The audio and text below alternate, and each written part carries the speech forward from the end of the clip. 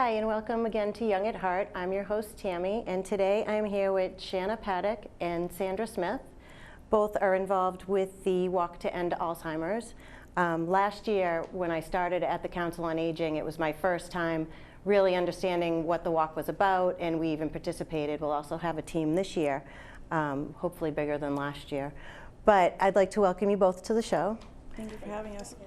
And Shannah, if you could just tell me a little bit about yourself.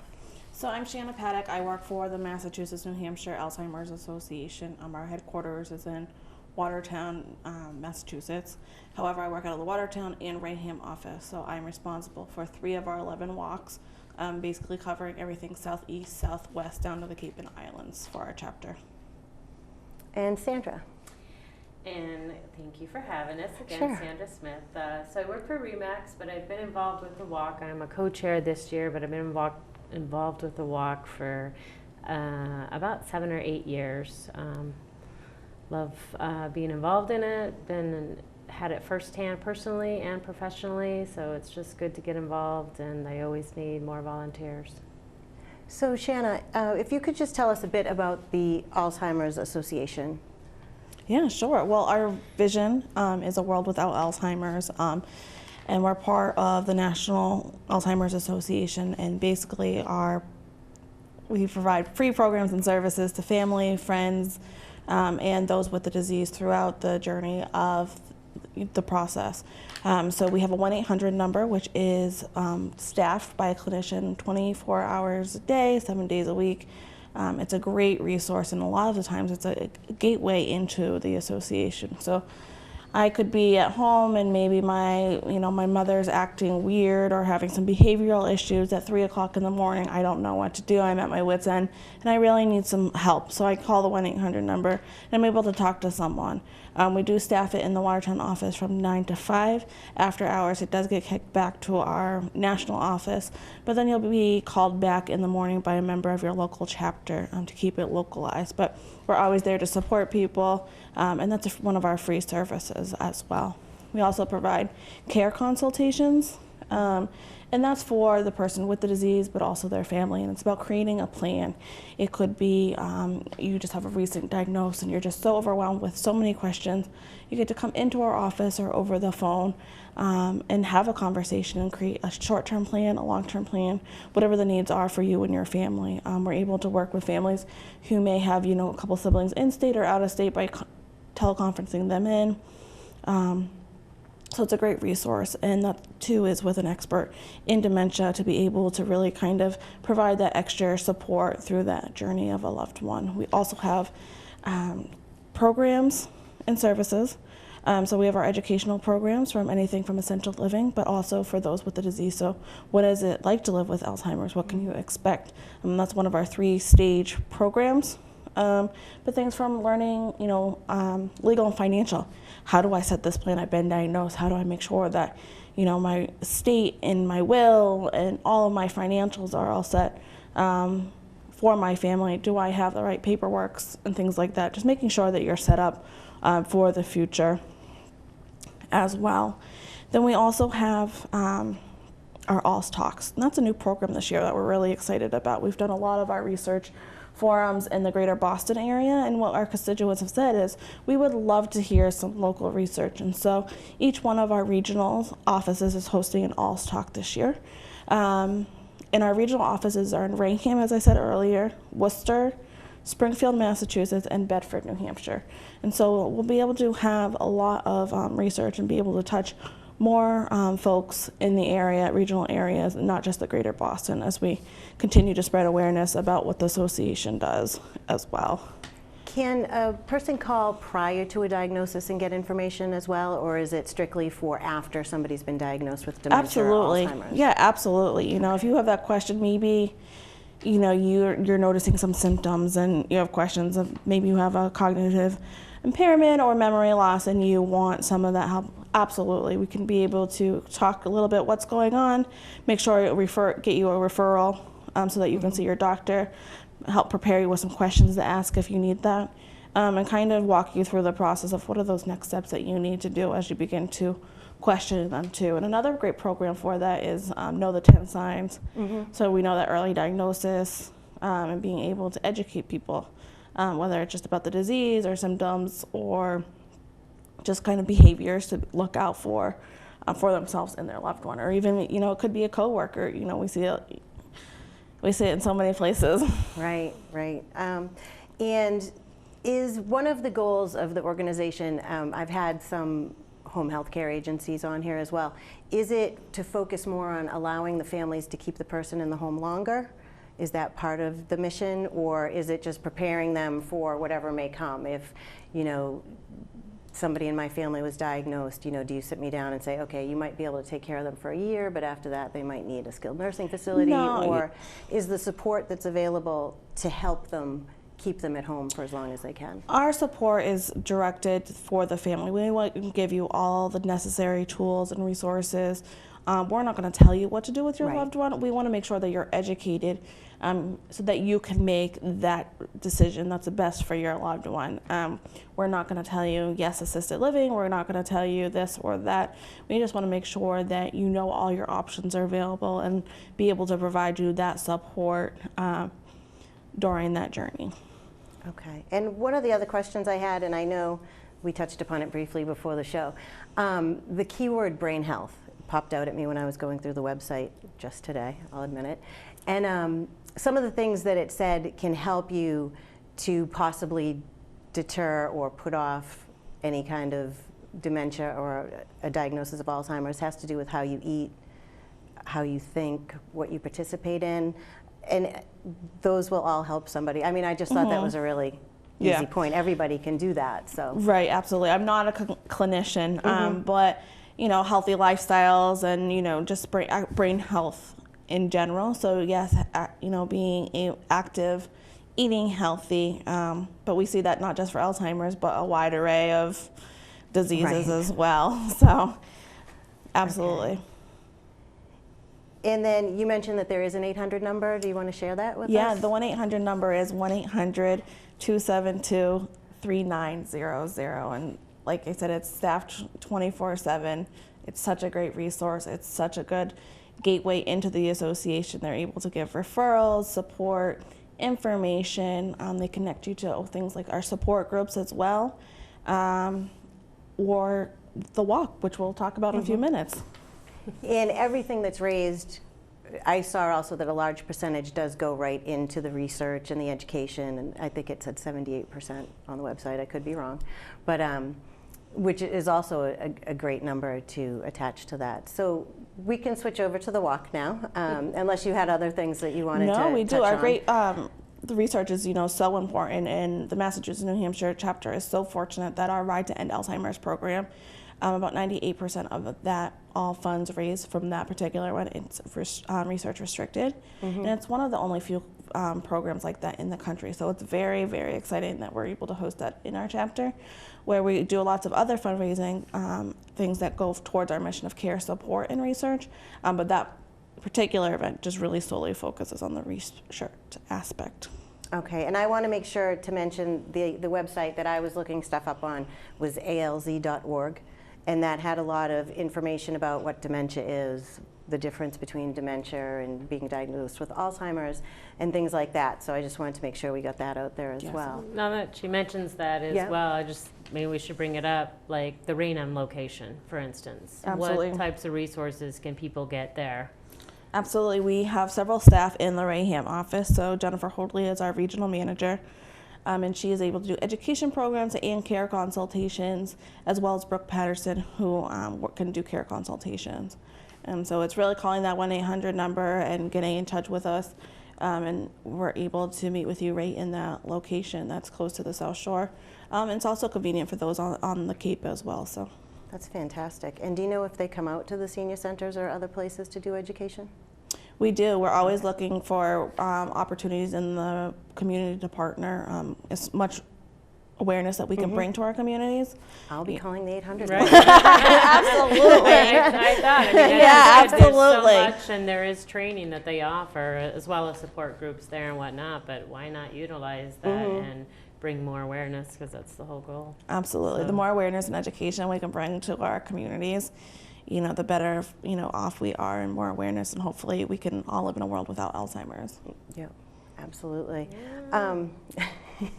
Switching over to the walk, Yeah. I thought it was really important to have you guys on here about the walk because, as I said, I only learned about it last year, but it's been going on for how many years now? Do you know the exact number? I don't. I right, think let's it's like ballpark. over 10. Over 10 Yeah, years. over 10. I mean, I've been involved in it for 10 years on the South Shore. Right. I mean, but I think it's been going maybe longer than that. It is the signature event of the Alzheimer's Association, the Walk to End Alzheimer's. You know, Plymouth outgrew its location. It used to be at the plantation. Now we're on the waterfront the last few years because it just continues to grow. The walk overall is in 650 communities nationwide.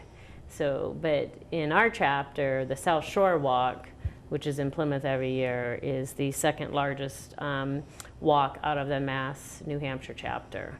Boston always beats us. So, so we're trying to, you know, not only awareness for Alzheimer's, but grow the walk to get more people involved.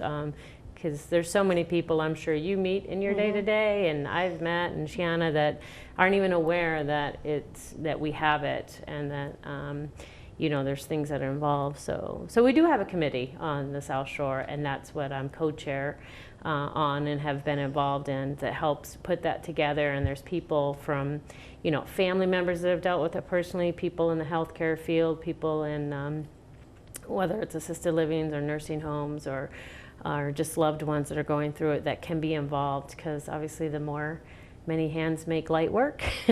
So, you know, our goal is to bring more awareness and get more people involved.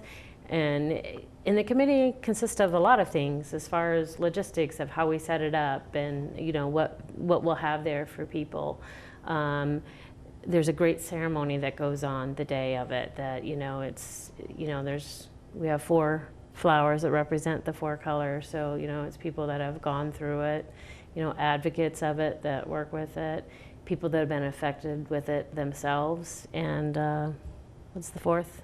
They've lost someone. Yeah, they've lost someone to Alzheimer's amazing. or dementia. So it is very, it was so moving. you've seen it. It's I took exactly part of it moving. last year, and yeah, it was and just incredible. to see it and people raise that or be part of it. And, you know, I unfortunately, I lost somebody to dementia, my father, a couple years ago. So going through it firsthand is extremely emotional, but even not seeing everybody that's so affected by it, but, you know, coming together as one and trying to make that awareness, it's extremely moving. So it's a heartwarming day, but you feel like you're doing something good and you're there getting your word out. So It's absolutely amazing to see these thousands of flowers being held up, and usually there's a nice little breeze down on the waterfront, so they're pinwheels, so they move around. But the call to action and to see the community of the South Shore really trying to take a stance and really believe in our mission and want to help us, you know, fight for it and take action is so powerful, so moving. yeah. There's really usually was. not many getting dry goosebumps eyes. too now. Many dry yeah. eyes Well, just in you the remember crowd. that and you see that, and it is, yeah. So last year we had over 4,000 walkers, and we're hoping to grow that this year. I think we had, over 204 teams last year. I mean, anyone can make a team. It takes 2 people to make a team. So when people say, I had don't have a 3. team, right? Yeah. And so that's a great example of it. Right, yeah. and I've been actually with, you know, I used to be in the home care field as well too, so I was always with that team. But last year, you know, when I went back to real estate, you know, I had a smaller team too, mostly family members, but that doesn't matter. You're there and you're making a difference. And this walk is unique too, that there's not a minimum that you have to raise so much money. You know, I mean, if you want a t-shirt, you have to raise at least $150, which is pretty easy to do nowadays. Right. And everything is online and so easy that it's just a click of the button that you can send to everybody, you know, social media wise or whatnot. But you know, back to like, it just takes 2 people to make a team, you know, and if you can get there and sign up and you do it online and you can do as much ahead of time. When we have great families and great teams that actually, you know, have fundraisers all throughout the year that are raising funds for it, making awareness, that show up in different, you know, team outfits and colors, and it's great to see that aspect. So we just encourage anybody that wants to get involved. You can join other teams. You can just, you know, make your own small team and sign up, because we want to continue to grow. We want to try to, you know, bring it up. What did we make last year? We raised over $333,000 for care support and research.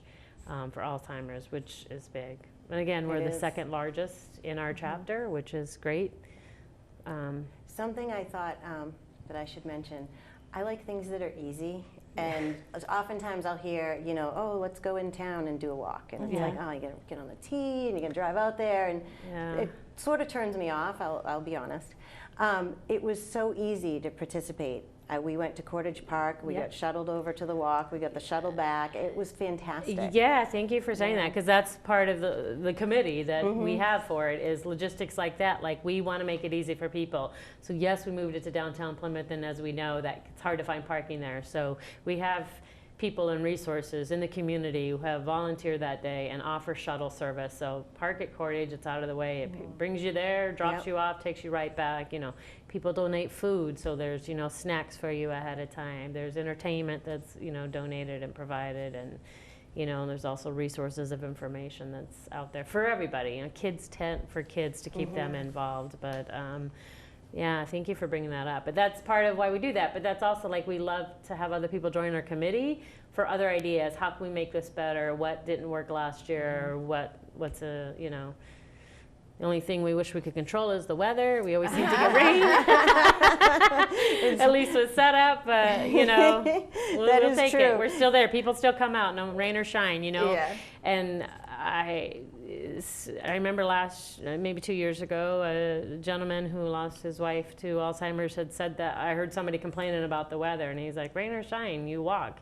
Doesn't matter if you have Alzheimer's, you still have it no matter what the weather is. So I'm here. She still had it every day of the year. So why should rain stop me? And it's like, you know, that's so true. You know, we're still here for a cause, you know? Right. For that reason, not because we don't want to get wet in the rain or something like that. And we are a rain or shine event. So unless, you know, it's unsafe for us to be out there, we will be out there walking, because like that gentleman said, we have to take action. We have to fight for it. So. Yeah, and that was amazing too. During in the beginning, when family members or people that actually have Alzheimer's got up and spoke, there was a gentleman who spoke about how he was diagnosed and he knew he had it, but sometimes he'd forget something and he just wanted people to be patient with him. And I'm getting goosebumps again. But it was really moving that, for one, he would get up and just express share himself his story. with everyone there. There was so many people. Yeah. Because we're seeing a lot of early onset dementia, and I think the gentleman you're referring to has the early onset. So it is. You look at somebody like that. You know, same thing happened to my father. He got it at 62. Nobody expected that. And it's just little things. So people that can share their stories, you know, are just like the film that was just out, Still Alice. You know, people that can share those stories, that it's real and it's what people are going through. And I think that's what either motivates people to get involved or to feel that connection, to want to do more. Yeah, we need those stories. We need those unique opportunities, because we know, you know, this is the 6th leading cause of death. There are no survivors. You know, we see with other organizations, you know, the Stand Up to Cancer, where they can do benefit concerts with, you know, cancer survivors. Unfortunately, there's no prevention or cure or anything to slow down Alzheimer's currently. So it's really those voices of the early stage folks and their families, or anyone with the disease and their loved ones, being able to share them and get out. You know, we have a great story. Our top fundraising team is a gentleman who was diagnosed at 47.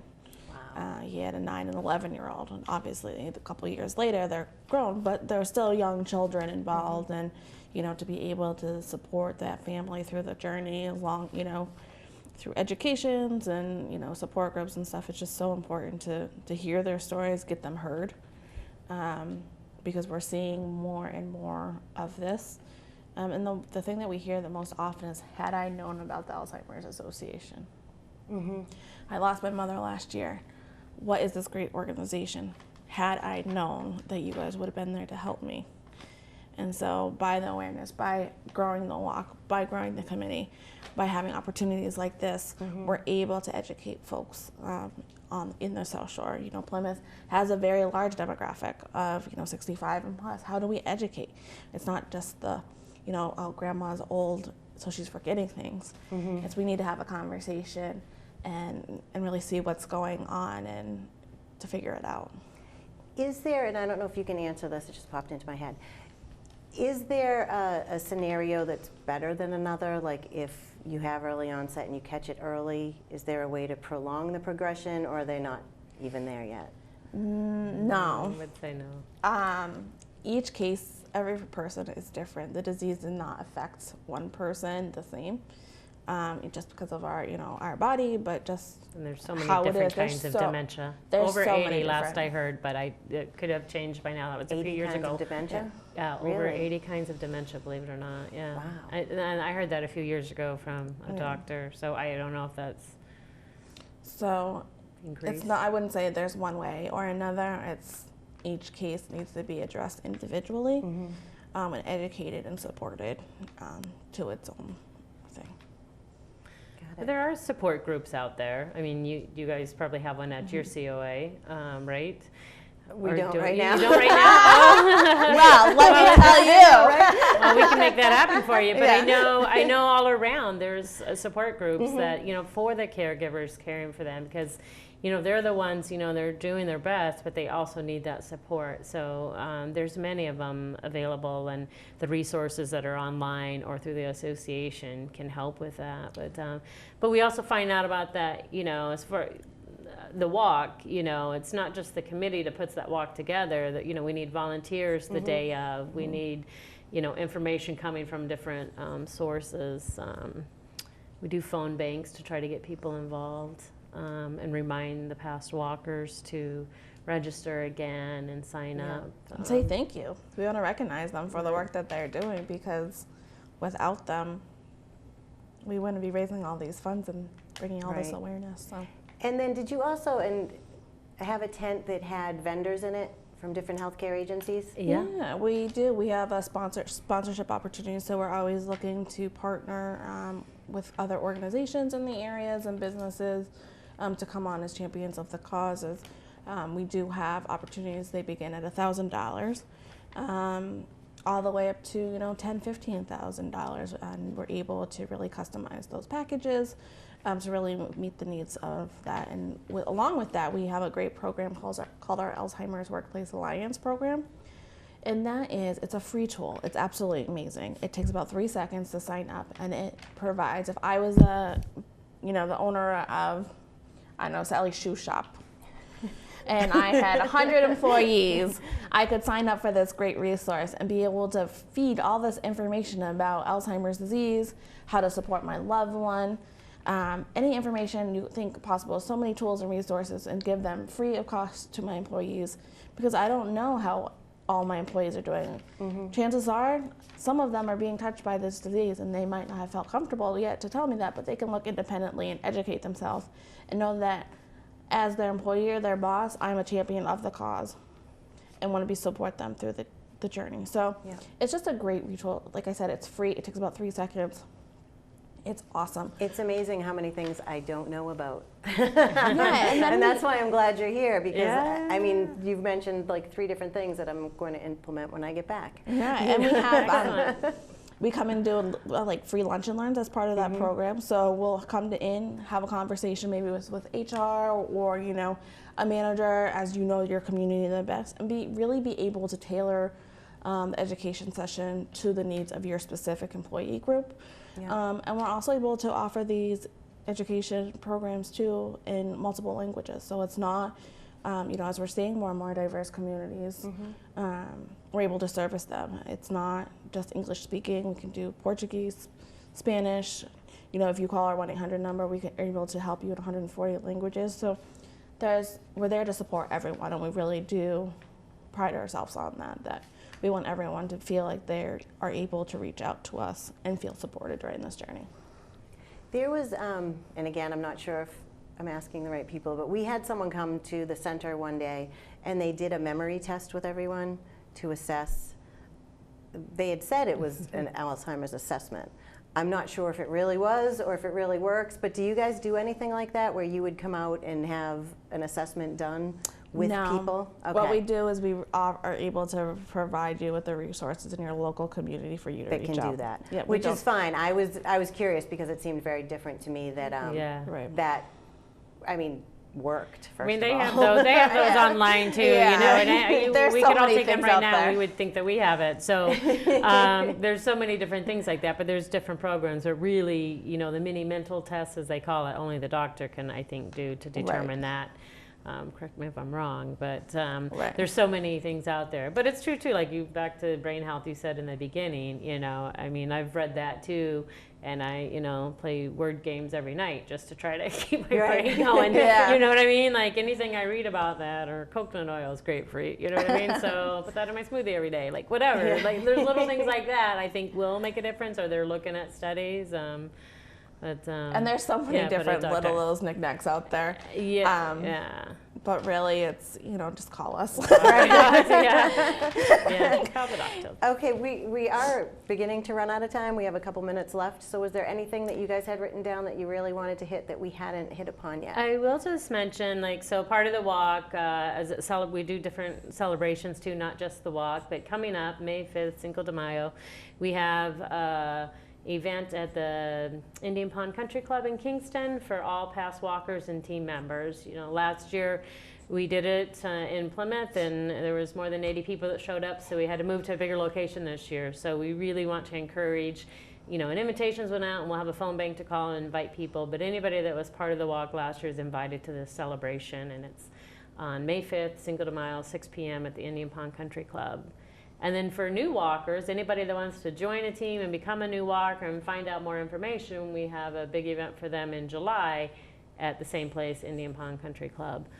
The date will be coming out, but just, I don't know that we mentioned either, the walk is going to be, it's always in September. The date would be good, right? The date would be good. It's always in September, so it's one of the last 2 Saturdays in September. We don't have the exact date yet, but stay tuned for that, and we'll definitely let you know so that you can pass it on and post it. And we get posters out and information out, but yeah, I mean, if you know anyone that's involved, that wants to get involved, you know, they can contact Shannah or I, and we're happy to speak with them or do what we can, or wonderful. Absolutely. Well, thank you. Support group. Thank you so much. Thank you so much for joining having me. us It's today. been great. Thank you. It's Thank you. bye. We appreciate it. And, thank you all for watching, and we'll see you next time. Bye-bye.